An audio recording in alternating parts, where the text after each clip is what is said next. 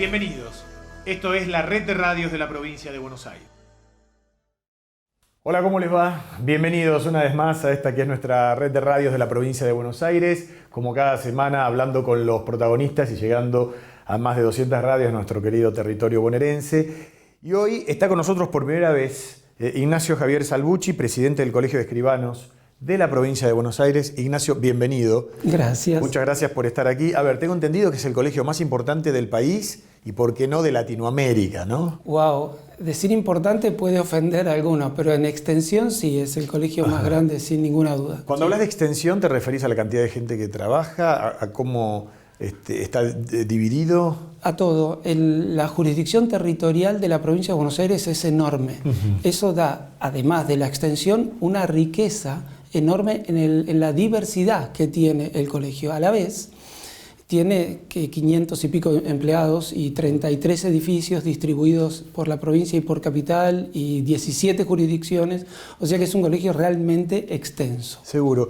Pues es que a mí me gusta bajar los temas a la tierra por la gente que nos escucha y porque muchas veces uno cree que están sabidas algunas cosas que no lo están, ¿no? El que está escuchando, el que nos está viendo, no es un avesado. Entonces te voy a hacer una pregunta simple, sencilla, pero que tiene que ver con tu trabajo en sí. ¿Qué tarea le cabe hoy en día a un escribano? Que por cierto es realmente muy amplia y muchas veces decimos necesitamos un escribano para que dé fe, ¿no? Muy bien, muy bien. Dar fe es la frase que se asocia con el escribano de inmediato. La realidad es que va mucho más allá. Hay un momento en el que la ley, el derecho o el Estado necesita de una persona humana para cuidar al ciudadano. Y como la ley es letra, debe humanizarse. Se humaniza a través del juez cuando imparte justicia. Claro. En determinados actos, la ley considera que tiene que cuidar al ciudadano. ¿Y qué es lo que mira que se cuide? Básicamente sus derechos y los atributos de la voluntad, que son discernimiento, intención y libertad.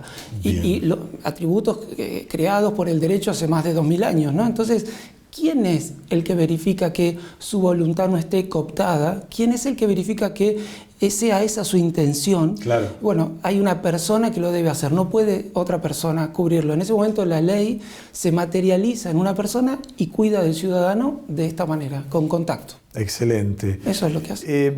Vos sabés que de los muchos temas que vamos a hablar, hay una decisión del Banco Central que probablemente ustedes conozcan, que es la de autorizar la venta, hoy que estamos restringidos, de hasta $100.000, únicamente para los casos de adquisición de la única vivienda familiar y de ocupación permanente de personas físicas, siempre que se encuentre en el marco de un crédito que ha sido otorgado por entidades financieras locales, ¿no? ¿Esto a cuánta gente está alcanzando hoy? Uy, muy poquitas, Guillermo, muy poquitas. Fíjate que los volúmenes ya deprimidos de las operaciones muestran que en agosto, por ejemplo, solo se hicieron 720 hipotecas en toda la provincia de Buenos Aires. 720, cuando el promedio en un año bueno, ¿cuál es más o menos? 2.600, 3.000, bueno. Y en la época de los créditos Procrearo o UBA eran 14.000. Claro. 720 es muy poquito y en ese universo tenés hipotecas financieras o de entidades que no son personas físicas. Entonces cuando despejamos todos, hablamos de 180, 200 personas serían beneficiadas, o familias beneficiadas por este contexto en la norma que sacó el Central. Muy poquitito. Sin duda hay una necesidad mayor. ¿Qué habría que hacer? Porque habría que ampliar la cantidad de dinero. Mira, por ejemplo... Dos reflexiones. Sí. Una, primero pedimos que se amplíe, cuando originalmente fuimos a pedir cuál era el tope donde nosotros entendíamos debía cortar la norma, y siempre poniéndonos en la piel del funcionario que tiene miedo por las reservas, encontramos que 220.000 UVAs o su valor equivalían a $150.000. Y eso, de esas 720 hipotecas quedaban adentro 400 y pico. Es decir, que realmente aquellas que no eran con fines de vivienda única o de personas físicas, casi todas quedaban comprendidas, amparadas. Bien. El número de 100.000 no cubre todas, al contrario. O sea, con 150.000 estaban metiendo en el universo de la necesidad de la vivienda única a todos o casi todos. ¿Me querés decir? Exacto, de acuerdo a esta realidad coyuntural que ya son poquitas, pero la norma que cortó mucho más abajo y quedaron afuera realmente un segmento importante de estos que son ciudadanos comunes, familia, Sí. y más de la mitad son los que han quedado afuera. ¿Y qué pasa con esa gente? Porque tienen una necesidad también como los otros que quedaron comprendidos en ese universo. Peor aún, hay gente que ha firmado un contrato claro, en además, un estaban escenario adelantados ya. y ahora le cambiamos las condiciones, entonces Sí. ni siquiera pueden cumplir. Bueno, a ellos lamentablemente los estamos expulsando al mercado paralelo. Van a tener que ver cómo consiguen los dólares en otros circuitos, porque oficialmente En lo que no. se dice las cuevas, en donde si el dólar oficial está en 59 y pico 60, lo van a tener que comprar a 60. O sea, se les incrementa el monto de la operación, inexorablemente. Se les dificulta cumplir con su contrato, que es jurídicamente el dolor más grande, porque la inestabilidad puede traer problemas para el cierre de las operaciones, pero cuando una situación aterriza y cambia las condiciones de un contrato es una balanza equilibrada.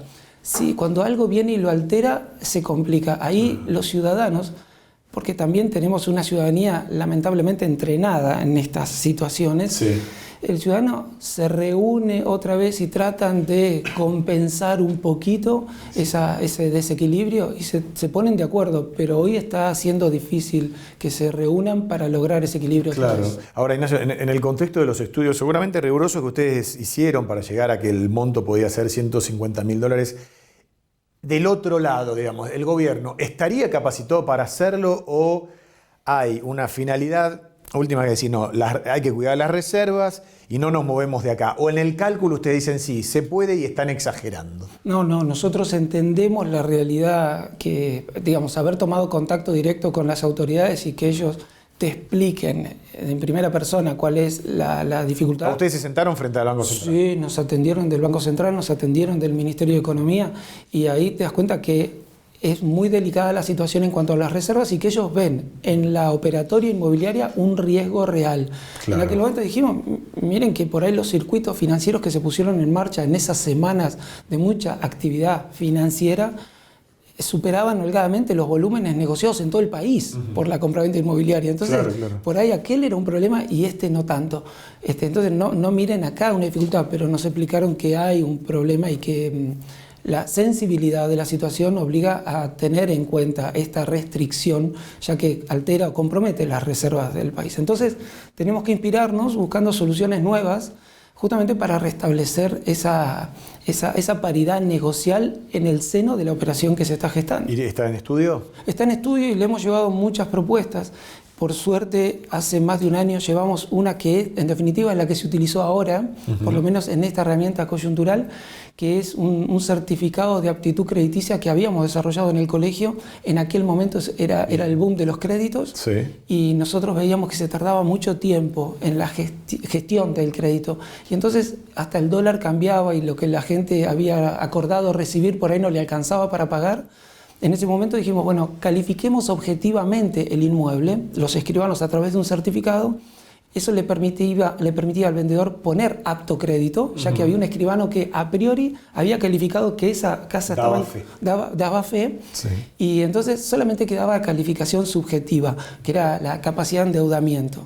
Y eso era mucho más rápido. Claro. Ese certificado, esa propuesta se presentó en el Central en aquel momento, no marchó, pero ahora sí la rescataron como el certificado que se puede utilizar para asegurarse que la operación sea real, Claro. sea genuina, porque claro, al Estado también le preocupa que no le inventen un boleto. La truchada, claro. Claro. Vamos a decir que tenemos un boleto para hacer y que te compren $100.000 de una y se salieron de la normativa de los $10.000. Así como lo decís, entonces uno se pone en la piel del funcionario. Sí.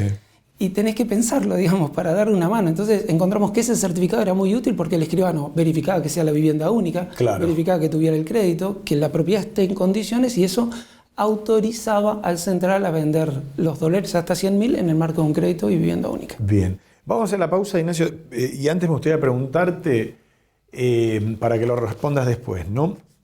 Este es un problema de la Argentina por la dolarización mental que tenemos para todo este tipo de operatorias. Si tuviésemos una moneda fuerte no estaríamos hablando de esto.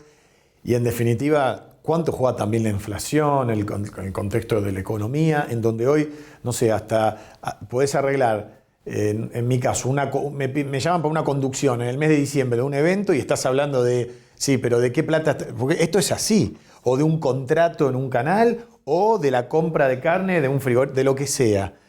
Si esto es un problema lamentablemente argentino. No se vayan, estamos hablando con Ignacio Javier Salvucci, presidente del Colegio de Escribanos de la provincia de Buenos Aires.